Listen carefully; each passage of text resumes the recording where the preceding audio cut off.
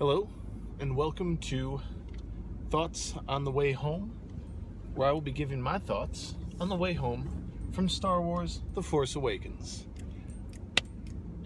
This movie was really good. Really, really good. It brought back the nostalgia for the original trilogy really incredibly well. Obviously having Harrison Ford, Carrie Fisher, Mark Hamill in the movie definitely assisted with that. Peter Mayhew. It was good. It was really fantastic. And the new cast as well, of course, John Boyega, Daisy Ripley, Adam Driver, Oscar Isaac. They all portrayed these new additions to the Star Wars canon just so well. It just, wow. And honestly, for me, the best part of the movie it had to be Adam Driver as Kylo Ren, the villain, the Darth Vader of this movie. The characterization for that villain was just so well done. He is intimidating, like Vader, but he's very much a Vader fanboy, as it were. He wants to be Vader so bad. He doesn't even have the title Darth at this point. He's just Kylo Ren. He encapsulates everything Yoda says leads to the dark side. Anger, hate, fear. He encapsulates it all so well. The way I kept looking at Kylo Ren was the halfway point between Darth Vader in the original trilogy and Anakin Skywalker from the prequels, which I know is blasphemous to say, but he was the perfect middle ground between the two of them. Daisy Ripley as Rey gave a fantastic performance as a scavenger who, in a Han Solo-y kind of way, got wrapped up in the events of the movie, as it were. I keep trying to compare them to the old Star Wars characters, but obviously they are their own new identities. She was just fantastic. She gave just such a good, subtle performance. It just meshed really, really well with everything else that was going on in the film. Probably the strongest of the new group of heroes. John Boyega as Finn, the stormtrooper who is helping take down the First Order. His performance wasn't quite subtle, but it's more because his motivations were born on his sleeve the entire time. You knew the whole time what Finn was about.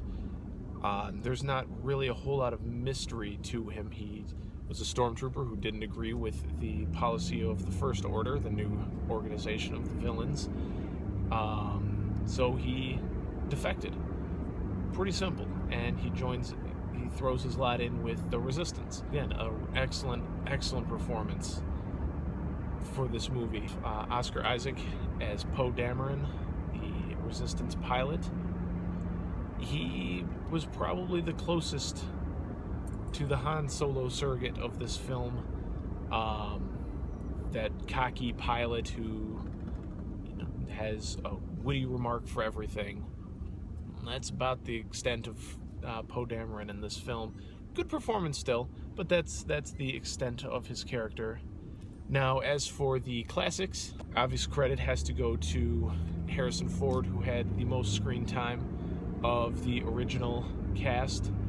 It really seemed like we were seeing old Han Solo at this point. It wasn't watch Harrison Ford try to be Han Solo again in the way Bruce Willis tries to be John McClane. No, this was Harrison Ford just stepped right back into the role of Han Solo, and it was fantastic. Carrie Fisher. Leia has changed quite a bit, I feel, between Episode 6 and Episode 7. So it's a little difficult to say she could slip right back into it the same way Harrison Ford did, but that being said, she still gave an excellent performance as where Princess Leia is now, and it worked really, really well.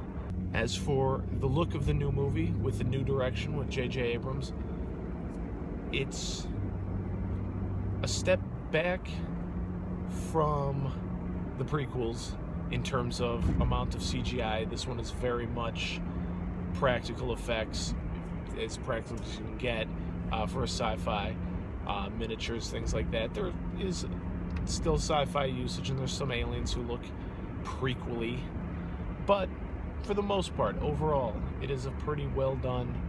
It hits that right balance where you want what Star Wars should look like using modern technology, as opposed to what Star Wars ended up looking like in the prequel trilogy using the modern technology. Just wow. I mean, this movie, go see it in theaters as soon as you have the chance. I'd say see it opening weekend if you are watching this at that time. Just this one, you got to put the support behind this one. This is Star Wars as Star Wars is supposed to continue to be. This is definitely a sequel to Star Wars and what Star Wars can be. And I am incredibly excited to see where this trilogy goes. I'm a little on the fence about all the spin-off movies they've got planned, because I don't really feel like we need to do that, but whatever. You know, they could be good, and I'm sure they will be. But definitely, this one, as soon as you have a chance, go see it in theaters, because it is absolutely worth watching in the theaters.